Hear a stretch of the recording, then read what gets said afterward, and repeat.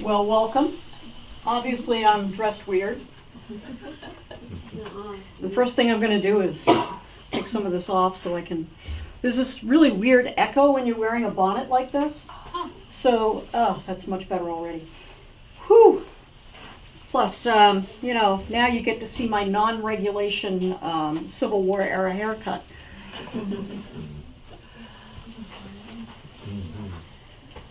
So last week we were talking about the time leading up to the Civil War. And now we're going to get into the time immediately before the Civil War and whatever happened after that. So today I'm going to introduce you to someone who, strangely enough, is one of my very best friends. She was born 125 years before I was. But once I met her, I knew that we were soul sisters. And she'll forever be my best friend, and someday I'm going to actually get to meet her in person.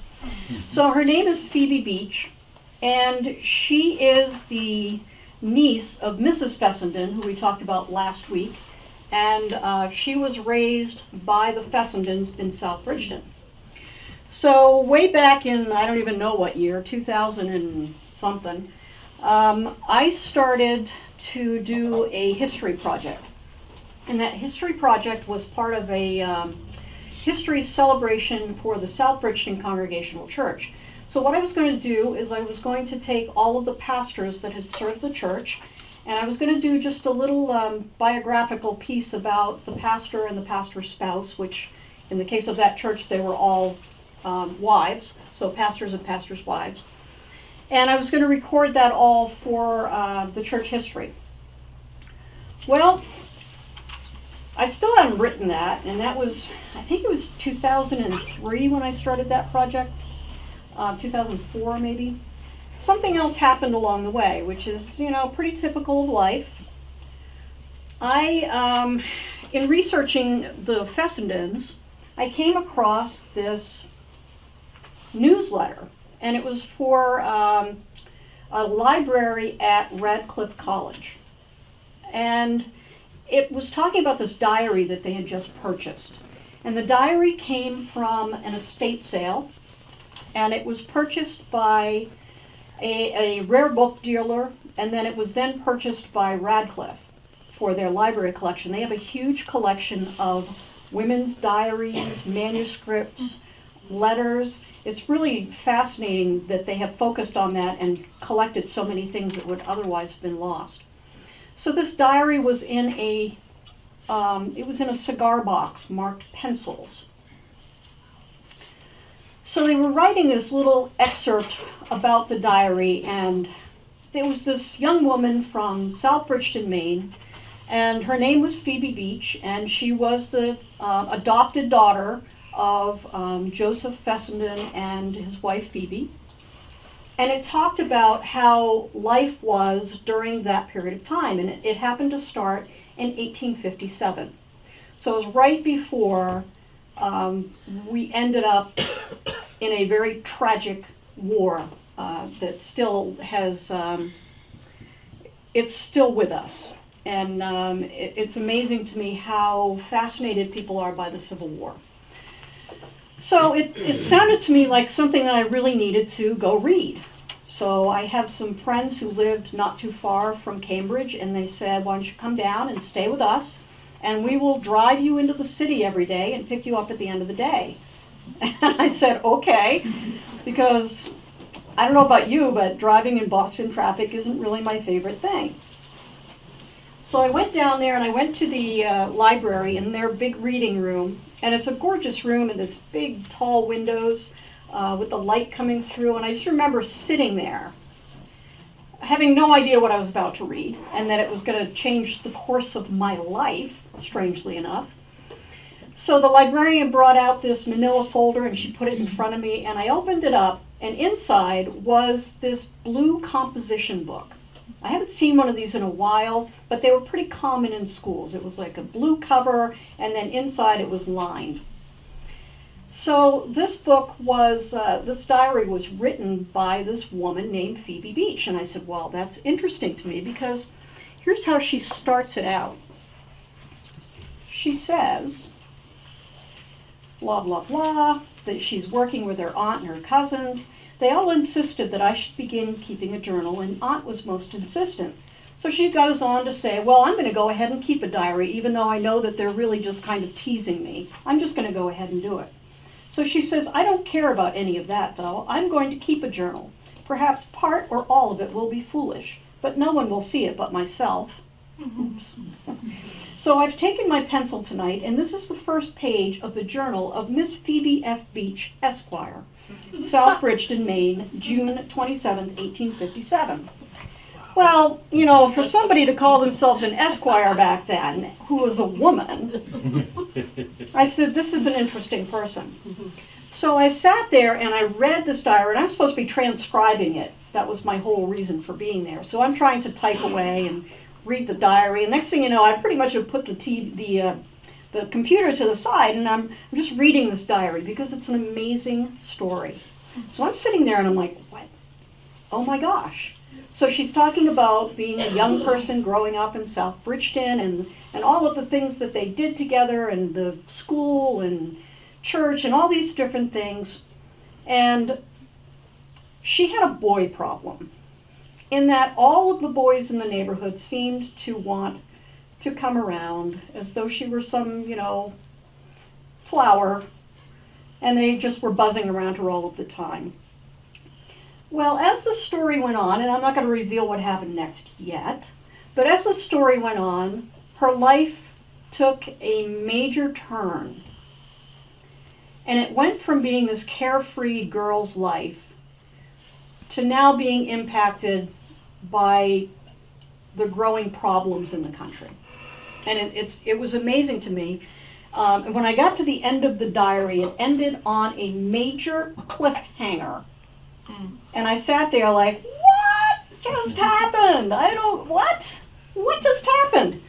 And I couldn't let it go after that, because it was such a huge, huge moment. And I'm like, oh my goodness, this poor woman, what did she do? So that led me on this very long, 4 or 5 years, I think I spent with this. And I ended up at Bowdoin College doing research there, more research on her life, because her uncle had gone to school there, so a lot of their letters are at Bowdoin College. So I found a bunch more stuff there about her. And then, of course, I was at the different historical societies, the libraries, trying to figure out what happened to her after that. And then I actually ended up going to Virginia on a trip there. So why would I go to Virginia on a trip for a woman living in South Bridgeton? Well, there's a reason for it, of course. But there were so many different parallels between her life and my life that I just knew there was something that, like, she was communicating from the other side. I know she was. So whether you believe in that or not, she was. She was giving me instructions. So she grew up in South Bridgeton, and I grew up in South Bridgeton, 2 houses away from her. Of course, 125 years apart. We went to the same church, only she went to the one across the street, the old church, and I went to the new church. We were actually even at one point in time married to cousins. So it was one thing after another, and I thought, oh my goodness, this is just weird. So here's some of the backstory. Phoebe Beach came to live with the Fessendens because at that point in time, the Fessendens never were able to have any children of their own, and so they kind of borrowed relatives. And this happened pretty frequently. So when she first got married, Mrs. Fessenden first got married, she had her younger brothers and sisters who had lost their father, so they were coming and staying with them. And then later on, a nephew of Mr. Fessenden's lost both of his parents, and he came to live with them, and they raised him. And then there was a daughter of one of Mrs. Fessenden's sisters who came and lived there. And then Phoebe, who was a daughter of another sister, came and lived with them. So she was the daughter of Mrs. Fessenden's brother. Sorry, too many family members. So they tended to take in other people's children. And sometimes the people wanted their children back and they weren't really wanting to send them back. There's a series of letters from some parents. The Fessendens took in their little boy when his mother was very ill. And when she got better, they were writing letters saying, could we have our kid back now? Because we really want our kid back. And they got rather firm about it at some point, and so they did send the child back. I'm not sure whether there was more to the story or not. But here's what happened with young Phoebe. She doesn't talk about this in her diary. I never would have known anything about it, except that there were letters talking about it. Phoebe was the daughter of Samuel Beach, who was a sailor. And as a sailor, of course, he was out here and about, and he fell in with a bad crew in Boston. And as a result of falling in with that bad crew, he got married suddenly, if you know what I mean.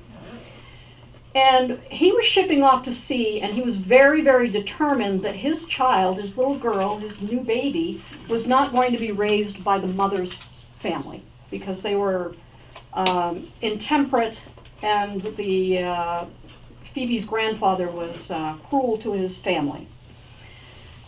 So Phoebe's father arranged it so that her mother would be in South Bridgeton rather than in Boston with the baby.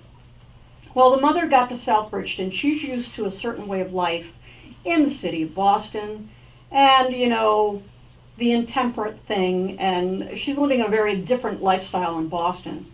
So she comes to South Bridgeton, living with a very proper minister's family, and it didn't go well. She was not happy there. So she wanted to go back to Boston, and the Fessendens wanted her to stay with them, with the baby, and she just would not stay. So she actually leaves, and she leaves the baby in South Bridgeton, because the father insisted that that's the way that it should be. Well, the mother's family, and the mother was a Washburn. You may have run into that name here in Maine. It's also a very common name in Massachusetts, a very prominent family. So the Washburn family decided they were going to come get the baby. So they actually came to South Bridgeton, kidnapped the child, and took her to Boston. And then Reverend Fessenden, representing the child's father, had to go to Boston. There was a big custody case that was in the newspapers. It was reported by some family letters. And so Reverend Fessenden had to prove that this was the place that the child was supposed to be by the wishes of the father. So Phoebe ends up back in Bridgeton, and there are some other issues that come up. The mother's trying to get the child, and people are ganging up on the pastor because they're saying, well, you know, you just want this child for the money. And so he has to defend himself constantly. So a whole big thing going on. Well, now let's jump forward to 1857 and find out what kind of a person this Phoebe Beach turns out to be.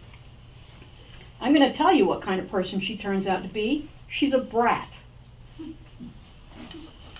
Now, she's an interesting person because she has two sides to her personality.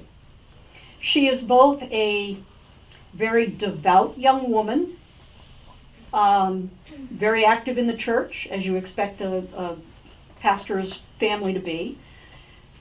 She's very serious. She is very much into writing. She loves school, but she's also a brat. And I'm going to tell you that when it comes to the boys in her life, she was just plumb mean. So one of the big issues for her was that she was expected to do what? Marry. She was expected to marry. That's what women did. You got married and you had children, and that was what you did. Now, if you wanted a career, you could be a teacher until you got married, and then that's done, and you're going to go home and raise your children. You could be a nurse but the same idea. You're going to end up at home with your children. So her big thing was that she did not want to be a stocking darner and a baby manufacturer. Those were her words. So she's kind of trying to avoid ending up there. And that's why she has this disputatious relationship with the young men in the neighborhood. Because I'm thinking she must have been probably at least very spirited, and quite probably, I've seen pictures of her aunt. She's probably an attractive girl. But it's that spirit probably that's bringing them in. So here's what she's dealing with at home. This is 1857. Uncle and aunt have talked with me quite a time today about getting married. Now that I am the grand old age of 20, they say it is about time for me to begin to think about the subject at least. Now there's a young man who's staying with the family. He is studying to be a minister, so he's staying with the Fessendens and studying under Reverend Fessenden. And his name is Frank, or as I've come to call him, Poor Frank, because she is so mean to him. She says, Aunt informed me that Frank had talked confidentially with her and wished to know if she thought there was any reason for him to hope for favor in my eyes or something to that effect. I told her there was no reason for him to hope for any such as favor, although I had nothing against Frank as a friend. As a husband, I should hate him, soul and body, boots, trousers, and all. Uncle laughed, and Aunt said I might go farther and fare worse. I said I would prefer to go farther anyway, and as to faring worse, I didn't think that was possible, and so the subject ended. Poor Frank. And she is just awful to him. I mean, it's awful. I had a friend who was trying to read this, and he just couldn't get through it because she was so mean. I'm like, you gotta just hang in there. So also in the neighborhood, I mentioned last week, there was the Fitch family, and Edwin Peabody Fitch wrote some of his memoirs in 90 Years of Living, and they're in the same generation. So you got this picture and you got this picture, and it's interesting to see how they match up. So Edwin had an older brother named Ansel, and Ansel was one of Phoebe's ongoing, he was interested, she wasn't. And she's being encouraged to marry him because they have a fine farm, and she would be set. And she says, I would rather set until I hatch than to have that man. And she says, because he's so fitchy. And I've seen a picture of Ansel's father. He was not an attractive man. So if Ansel looked anything like him, I don't know. So she goes on and she just picks on poor Frank so much in this book. So of course I had to go find out more about Frank. So that gets us to the Civil War. Frank, poor Frank. Frank actually joins the army, and he is part of the 16th Maine. Now the 16th Maine was, you've heard of the 20th Maine and Joshua Chamberlain. Well, the reason you've heard of the 20th Maine is because of Joshua Chamberlain, because he was a professor of rhetoric at Bowdoin College. So he was very good at writing and speaking and those sorts of things. So he recorded a really fantastic history of the 20th Maine, so we know what they were up to. Well, the 16th Maine made it possible for the 20th Maine to be as well known as they are, because they stepped in during the Battle of Gettysburg, and they stepped in at a crucial moment that allowed the 20th Maine to get positioned better so that they could fight. And they had tremendous losses. Well, Frank was one of the people in the 16th Maine, and he was there on that day. And this is the regiment you may have heard about. They knew that they were going to fall to the Confederates, and they were determined that the Confederates would not get their flag. So they actually tore it into strips, and they hid it either in their boots or in their mouth. So they all took pieces of this flag and they kept it from the Confederates. And there was about 164 of them that were captured that day, and they ended up at Andersonville Prison. And if you've ever read anything about the Civil War, Anderson. It was bad. It was bad. It was unspeakably bad. And here's what happened with the prisoner of war camps during the Civil War in the South. They didn't have food for their own people. So how well do you think the prisoners were treated? They had no food. They were eating rats. It was dying of just horrible illnesses. It was a terrible, terrible thing. Well, Frank ended up there. Poor Frank. And then he was able to survive that. And he ended up going back up. He had moved to Limestone at the tippy-top corner of Maine, and went on to have a good life. He built a farm, was a minister, was apparently happily married, had children. So poor Frank had a lot to go through. And I think maybe Phoebe toughened him up a little. I don't know. I'm just saying. So now let's come back to Miss Phoebe. I love one of her quotes. Let me see if I can find it. I may not be able to find it easily, but she basically says, I don't want anything in breeches near me. She was very, very clear about that. Well, Phoebe, as many young women did, actually went off to be a teacher. And she went to New Gloucester, and she had a school there. And the school committee was not really great to her. And she was very determined that she was going to push back, and she was going to tell that committee man what for. And she did. And he threatened her job, said that if you continue to this was her crime, if you continue to let your students outside to play ball at recess, I can have somebody in here to replace you very quickly. And so she thought about it, and she said, okay. And he said, no, but no. Well, there was something like 4 weeks of the semester left or less. And so she said, I don't really like teaching anyway. I'm going to go home. So she did. I guess she showed that guy. So she had that experience that so many young women have that we see on things like, Little House on the Prairie and Dr. Quinn, Medicine Woman. She went off and was a teacher. And she had these little kids, and one of them was just absolutely horrid to her and was, just terrible, terrible, terrible in class. And so she just said, okay, well, if you dislike me that much, I think we should spend some more time together. So she'd keep him after class. And when she was strict with him, he turned around. And next thing you know, he's bringing her a bouquet of flowers. I said, well, okay, there you go. She also had a love adventure up there with a man who was 15 years her senior, old enough to be her grandfather.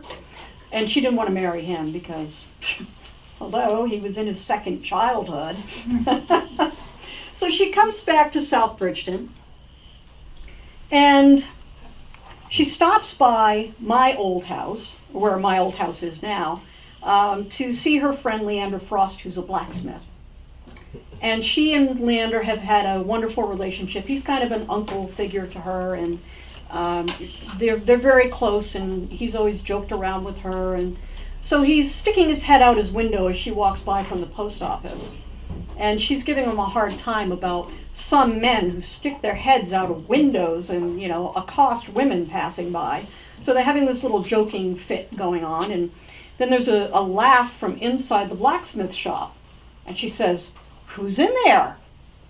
And he says, well, why don't you come around and see? So she comes around into the blacksmith shop, which is not where a woman would normally turn up. It's very dirty, it's loud, it's not a place for women. Well, she meets up with this red-haired, blue-eyed young man named Arthur Jordan. And all of a sudden, Miss I don't want anything in breeches near me starts to say, well, maybe. And so they court, and there's a lot of fun scenes in her diary about that process. And finally, she decides that she will marry him. And then he says, well, when do you want to get married? And she says, well, why don't you and Aunt just figure that out and let me know? So she's playing the role of the man now. She's like, well, you two just do whatever you want, and I will just tell me what I'm supposed to wear. So it drags on because she doesn't really want to get married, and they finally decide, okay, we're going to do this. And I think part of the reason that they got married at the point that they did was that her uncle's health was failing, and she would have wanted him to be the one who married her. So they get married, and he comes to live at the Fessenden's house with them. And Aunt is a bit of a pill. She's very particular about everything and how it should be done, and she's not easy on poor Mr. Jordan. But he bears a lot for his love of Phoebe. And that's about where the happy stuff ends. Because now we're getting closer to the Civil War. Now we're in 1861, 1862. Well, Phoebe finds out, much to her dismay, that she is carrying a child. And she says, what have I done? Oh my goodness, she's not impressed by being pregnant at all. Not at all. So, after the baby is born, there's this really heartbreaking entry. And this was one of the reasons that this was so interesting for the collection at Radcliffe. So she says, here am I, not fit for much beside writing and not caring to do much of that. Over there on the sofa lies a bundle kicking and opening some great blue eyes that look quite surprised to find themselves in this miserable old world. I have been trying to convince myself that that piece of property belongs to me, but I can't succeed in doing so. It don't seem that I had any claim to that young specimen at all. Everybody calls him a real beauty. He is quite a respectable soul of a baby, though, if one must have one. Weighs 9.5 pounds at 5 days old, and if his adorable pa don't kiss him to death, perhaps he may make quite a man yet. She goes on with talking about the baby, and it's over there. It's over there. And he says, I expect I shall begin to like him as soon as I fairly understand what he is made for. And as soon as I do begin to think considerable of him, something will happen to him, I suppose. That is usually the way when folks have anything they love, I believe. So we would recognize this now as postpartum depression. But she just has this disconnect from this baby. It's over there on the couch, and I'm over here, and I guess it's a good baby. So that was one of the reasons that Radcliffe was attracted to that, because it was that female experience that they wanted to have as part of their collection. And I'm going to keep going. Let's see, it's less than 2 months later. She says, our little baby is gone. I wonder if he was taken away because I did not think much of him. I did love it, after all, better than I thought I did, but I don't wish it back. I think those who don't live to grow up are the most fortunate. Aunt cries half the time. She says she doesn't think I have shed a tear, but it wasn't because I did not feel like it. I don't cry very easy. It died of inflammation of the brain, was sick a week, and lived to be just 6 weeks old. Arthur takes his loss very hard. I don't think he will ever be contented here now. He can't seem to bear to come into the house and sit down now, though he used to like it best of anything. I don't know but he will enter the army. Though I hope not. It may be the best thing he can do, however. But I don't like the idea somehow. So guess what Arthur does? He joins the army. And he doesn't even tell her about it until it's almost time for him to leave. So he joins the army. He joins the 10th Maine Regiment, and there were a lot of people locally who were part of the 10th Maine. The Fitch boys were part of the 10th Maine. Now the great thing with the 10th Maine was that they had a really fantastic regimental historian. Every regiment had one, and this guy's name was John Meade Gould, and he wrote wonderful details of what the regiment was up to.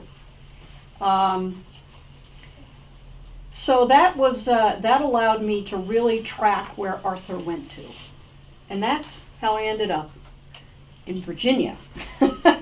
So the 10th Maine originally, when they first went south, they were assigned to guarding the railroad, and they did that for a while, and then they had to. They actually ended up getting into some skirmishes. And then in August of 1862, they ended up in a big battle that a lot of people probably haven't heard of, and it was called Cedar Mountain. So the point where the diary ends, I said that there was a cliffhanger. The diary ends with her copying a letter from the captain of her husband's regiment, and it says, "I regret to inform you that your husband died in this battle." And that's where the diary ended. And I was like, what? So, okay, so she gets married, her uncle dies, she gets pregnant, she loses the baby, her husband goes to war, he gets killed. How do you survive that? How do you move beyond that? How do you? So for me, I was like, well, did she just throw herself in Adam's pond? What did she do? So that began that long journey for me. I'm not sure if I should tell you what she did. But what I saw as I was doing this research, and it became the theme of the book. At first it was this interesting person whose story I felt needed to be told so that people remember what happened and we don't end up there again, let's hope.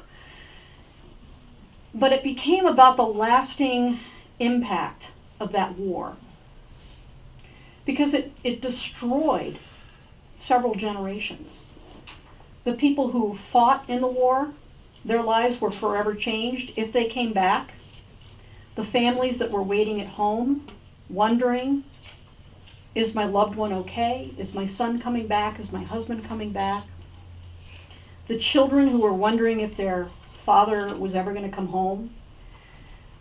And then the people who got the word that their loved one wasn't coming home, and they had to face that empty chair at the table. It was huge. It was a huge, huge impact. The young women who were not married, who would they marry? And we saw this after World War I. A whole generation of men gone. And the ones that did come back, many of them suffered from what they called at that point in time soldier's heart, which I think is a fantastic name for post-traumatic stress. So they came back impacted by this, and they didn't know how to be in the world that they had left and come back to, because everything had changed. They saw so much that they could never forget. So how do you come back from that? And that was where the story really went at that point. What do you do? How do you come back from that? How do you go on to have a good life still when you've lost so much? Well, Phoebe did go on to have a good life still, sort of. She got married again. But then there was some strange clues that I saw along the way that led me to believe that something was off. Something wasn't quite right with her world. So after the Civil War, there is a letter that she writes to her brother-in-law, her husband, Arthur's brother, and she talks about how she wants to go to Washington, and she wants to nurse soldiers like her husband had been nursed. And then I found another letter. One of my friends sent it to me out of the blue, and it was a letter from someone in Sebago. And it was a letter that someone in Sebago had written to their son, who was off fighting. And unfortunately, the letter never got to him because before they sent it, they heard the bad news. But in the letter, it says this. It says, Arthur Jordan, who we thought had been killed, is alive. And it also says in the letter that his wife refused to go to the funeral because she did not believe that he was dead. And she said, I will not bury him until I know that he is dead. And so, of course, everybody in the neighborhood was like, oh, that poor woman, she's delusional. But she was right. He was still alive. And then it says that she went to Washington to be with him.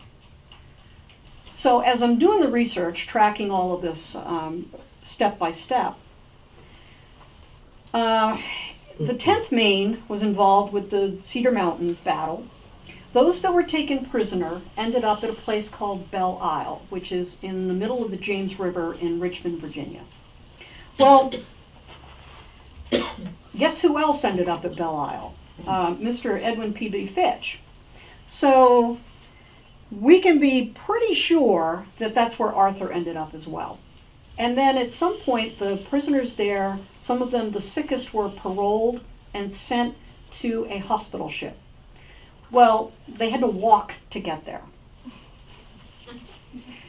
So the sickest were taken to a hospital ship. That hospital ship was then taken to Washington, D.C. And that's where Arthur Jordan does die. And he's buried at Soldiers Home National Cemetery. And I haven't been able to get there to his grave, but I have seen pictures of his gravestone. So we don't know whether she made it in time or not. But we do know that she had enough of an experience with that to know that she wanted to be able to help other soldiers. Now, did she go? Did she not go? We don't have any record of that. But after the Civil War, she's back in South Bridgeton. She's living with her aunt, and she's writing a newspaper. Obviously, from the way she writes in her diary, she enjoyed writing. So she's writing a newspaper, and she signs her name editress. So she is the editress of a newspaper in South Bridgeton. And it's some of the stuff is really amusing. We have some of the articles that were from the paper. We have those at the Bridgeton Historical Society. Some of them are very, very amusing. So you're like, okay, well, she's at least got a sense of humor still, so that's good. So she gets married again to a man from Freiburg. And she would have been back and forth to Freiburg all the time because she had a lot of cousins there. And then they have a baby named Mary, named for her sister who she lost when she was young. And she's living in 1870. She's in South Bridgeton with Aunt and her husband, John Page from Freiburg, and her daughter Mary. And I think, well, good. And then not so good. And not so good.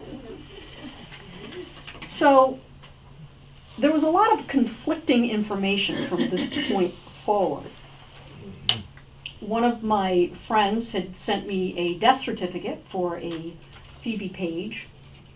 And I said, well, that can't be her because the parents aren't right. It says the parents' father's name was Joseph Beach. Her father's name was Samuel Beach. But her uncle's name was Joseph Fessenden. No, it can't be the same person. And the woman's, the mother's name was different. That was before I knew about the Washburn connection. So I said, no, that can't be it. And what would she be doing in Portland anyway?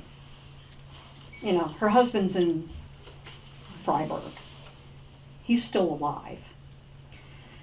But there were all these conflicting details, right? So as things kind of started to come together, it turns out that really was her death certificate. She was living in Portland. There was an address of where she lived when she died, and it was a rooming house. That's interesting. And her daughter Mary is there. I said, okay, well now I know it's that person. And then there are some city directories where everybody in town is listed. Now it would take so much paper, it wouldn't be worth it. But so she's listed at this Green Street address with her and her daughter. and it says Phoebe Page, widow of John Page. I said, well, I know that's not true. He's living right there. And but then I found a diary. There's a diary at the Freiburg Historical Society written by a man named William Gordon, and he has kept a journal of happenings in the town. So-and-so did this. I'm having this work done on my house by John Page. And then it mentions the death of Mary. Little Mary Page dies. So, okay, well, that's unfortunate. And it was not too long after her mother died. Okay. And then there's a notation in this diary that says, John Page went to the Augusta Mental Hospital. And then later on, John Page died at the Augusta Mental Hospital. So, what is going on here? And his birth certificate, the death certificate for Phoebe says that she died of neurasthenia. So I'm running that around in my head one night laying in bed, and I'm like, what's neurasthenia? It's got to be some sort of nerve thing. So I get up in the middle of the night and I'm Googling neurasthenia. And if it was something that was being diagnosed today, it might be like a chronic fatigue syndrome, something along those lines. It was a pretty common diagnosis then. It was like the it diagnosis. You don't know what's wrong with people. They obviously have neurasthenia. I mean, there are days when I feel like I have neurasthenia. I don't even know what it is. So it just started to build this case. And then there was something really weird that happened. Well, there were a lot of things that were weird that happened. Mary Page's death, when it's recorded by this William Gordon man, it says she died. Her father left her fine the night before. So her mother has died. Her father has obviously come to Portland to see her, or she had to be in Portland because she died in Portland. So he's been to Portland to see her. She was fine the night before, and then I get her death certificate. She died of an overdose.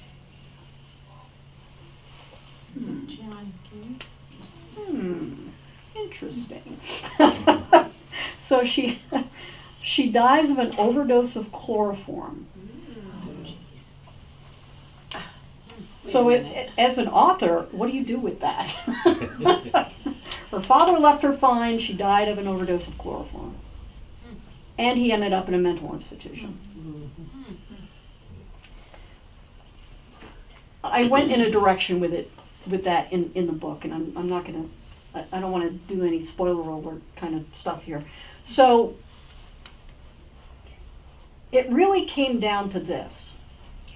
We've got Phoebe, obviously heartbroken by the loss of her husband in the Civil War. We've got John Page, who has some sort of a mental situation going on. We don't know what it is. But he also, as far as we know, served in the Civil War, so perhaps it was something along those lines. We've got Mary growing up in a house with a woman who has some sort of a nervous disorder or physical situation going on. And then she dies of an overdose of chloroform. Obviously, things are not good in their world. Now, an overdose of chloroform could have been an accidental thing, or it was a method for ending one's life.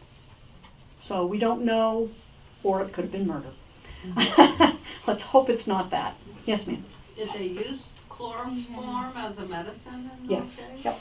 Yeah, it was very common. That was one of the anesthesias they would have used during the Civil War, but it was also used as a sedative. So if somebody had an upset, they would use chloroform to. But it's one of those things that it's very, very light dose, and it can go too much very easily.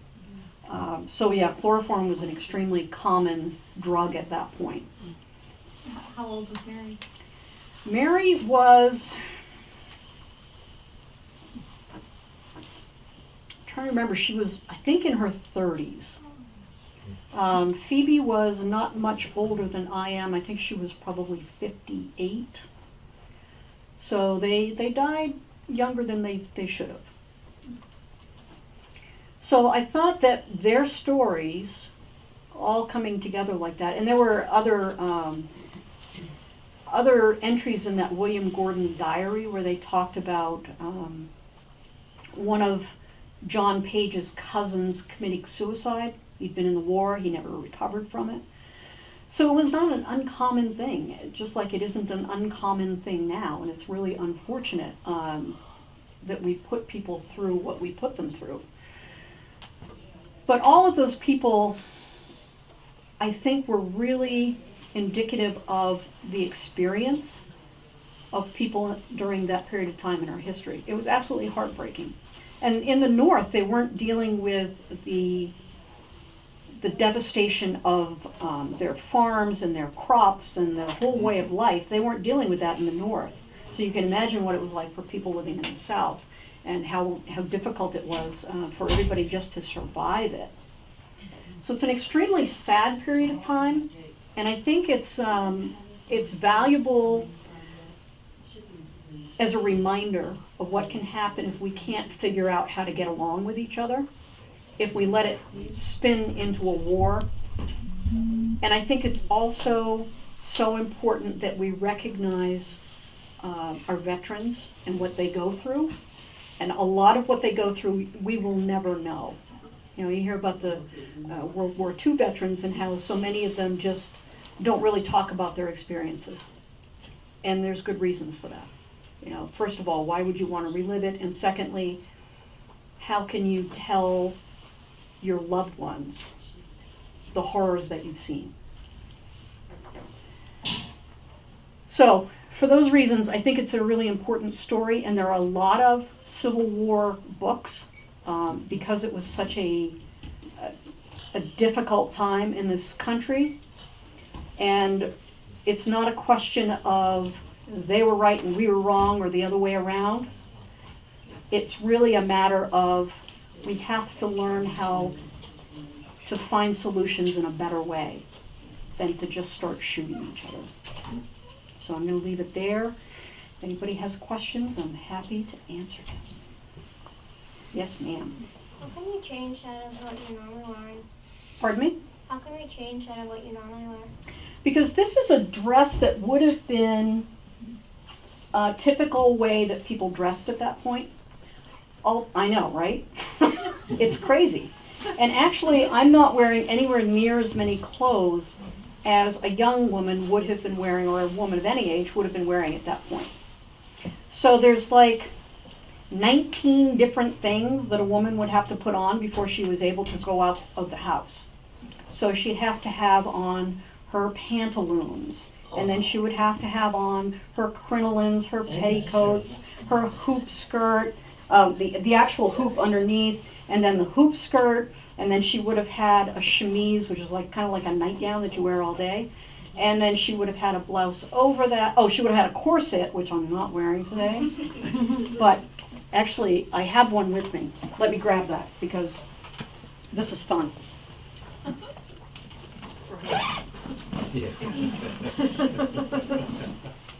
Okay. Oh, yeah. So this is a corset, and a woman would have had to wear this, and she would have had to have been strapped into it, and she would have had to have a maid to help her, or a sister, or somebody, because I don't know if you've seen in old movies, sometimes they'll show women getting laced into their corsets, Foot in the back. and the foot in the back, and pull the laces as tight as you can.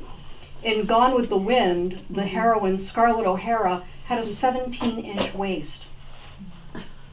Okay, 17 inches. So think about a ruler and less than half another ruler in your waist. I mean, we're talking like tiny, and it's ridiculous. And there are pictures of what women's insides, their organs looked like after wearing these for so many years, because it really crunches in your midsection and everything that's in there gets squished. It's nasty. So they would have had to wear one of these and then a blouse or a dress on top of that. And then if they were going out somewhere, they would have had to wear a bonnet because we wouldn't want to get sun on our faces. Because the paler you are, the more, and also your hands, you would always wear gloves because you don't want to get freckles on your hands. Because the paler you are, the more it looked like you were a lady because you didn't have to work. So, yeah. And then if you were going someplace in the wintertime, you would have wool petticoats. Now imagine, now when I came here to change into this outfit, I got to go into a nice large bathroom. Imagine trying to do this before you go to school every morning, in the wintertime. But yeah, there was like 19 different things that women would have to put on before they left the house. And I saw a really fantastic woman do a demonstration of this. She had called one of the young women out of the audience and said, okay, we're going to dress you. And they put on layer after layer after layer, and this is the summertime. I'm going to tell you that I'm hot here, now, and I'm not wearing my bonnet and my gloves. So women were very much constrained, not just by society telling them that, you know, you're going to get married, you're going to have your babies, you're going to serve the church, and that's your life. You're going to take care of your home. But they were also very much constrained by their clothing. Men, not so much. I mean, they had certain things that they would wear. They were going to wear a hat if they were out in public and that sort of thing. But in this area, it would have been completely acceptable for men to just be in work clothes, like it is now. You know, nobody would lift a finger or make a cutting remark unless they smelled too much like the barn when they go to church. That might be an issue. And did they actually have very small feet, or were they confined that way too in their little shoes? Well, the shoes would have been pretty uncomfortable, but they were actually big on boots. So they didn't, in this area, in the rural areas, you really wouldn't have seen women wearing like little slipper kind of shoes unless it was a special occasion. They had sturdy boots. Because when you think about it, walking down the street, there wasn't any sidewalk. The streets were not paved, so they were mud. And there's animals up and down it, wagons. And I don't know if you know this about horses. They're not potty trained. There's no litter box. So there would have been messes all over the street. There would have been mud and manure and dust and men spitting and ugh. So also an inconvenience when you're wearing a really long skirt. But they would have worn something more like boots. And they would have been not necessarily comfortable, but they would have been sturdy enough and appropriate for walking through stuff.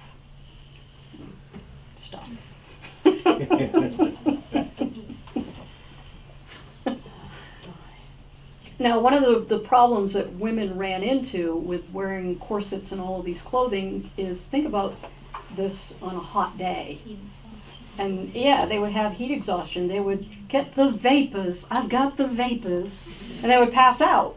Or they wouldn't be able to breathe because they were so tight in their corsets that they couldn't take a deep breath. It's crazy. So yeah, I'm telling you, I would not want to dress like Who this. designed these, a man or something? You know, we were talking about that a little earlier, and part of it always is going to be fashion, you know, what all the cool people are wearing. But also, when you think about it, a woman's not going to be able to run off if she's wearing an outfit like this, right? Right? I don't know. I'm just saying, I think that's part of it. But one of the issues with this particular type of dress, and this was very popular in Victorian England. This was like the style there, so of course we're going to we're going to mimic what other fashionable people are wearing, so whether it's England or France. Forgot what I was going to say. So anyway, we'll move on because it's gone. Oh, yes, I know what I was going to say. I was going to say that one of the reasons that this kind of fell out of favor would be, first of all, it's a tremendous amount of fabric. A tremendous amount of fabric. So with the shortages of the war, there would have been a lot less fabric available to make dresses. But the other thing is, all of those crinolines tended to catch fire.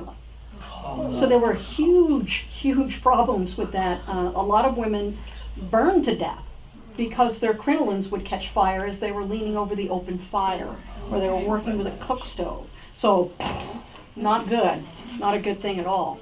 So gradually they did fall out of fashion. The only time really you see this style of dress now is at weddings, because brides are like, I want the poofy dress.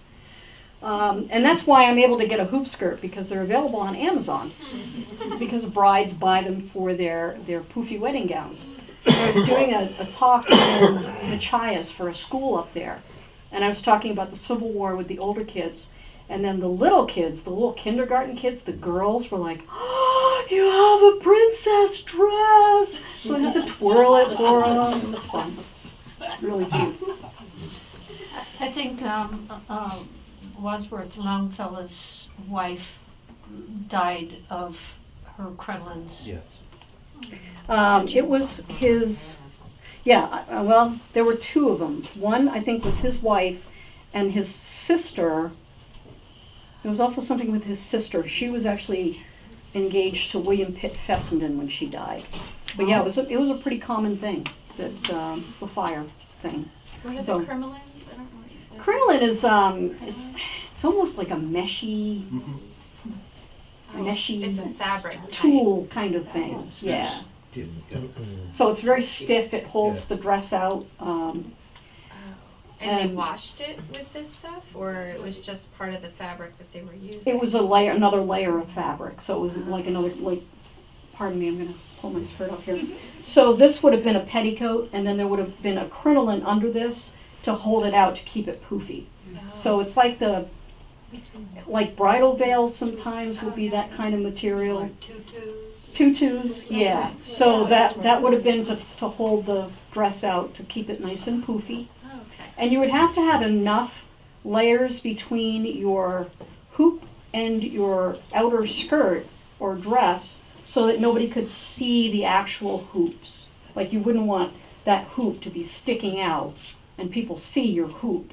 I mean, that would be like, people walking around with their pants hanging down and their underwear showing. And who would do that? Hopefully nobody we know. Then the 1920s came. And then the 1920s came and everybody cut their hair off and then had like the really slim, slinky, fringy kind of, we are going crazy now. And you see that a lot of times after a war. There'll be a period of time when people, they want to forget what's happened and they want to just be free and we're going to live it up because, who knows when we're going to die kind of spirit.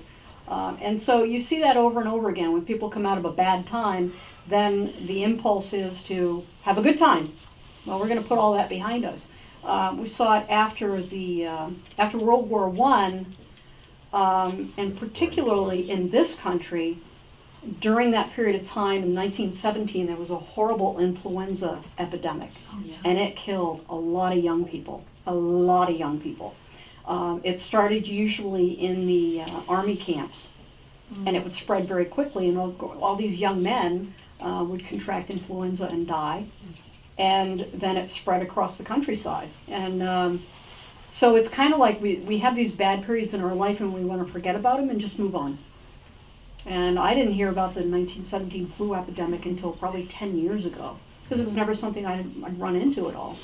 But I think that's human nature, is we want to, when we've gone through something bad, now we want to kind of forget it and move on.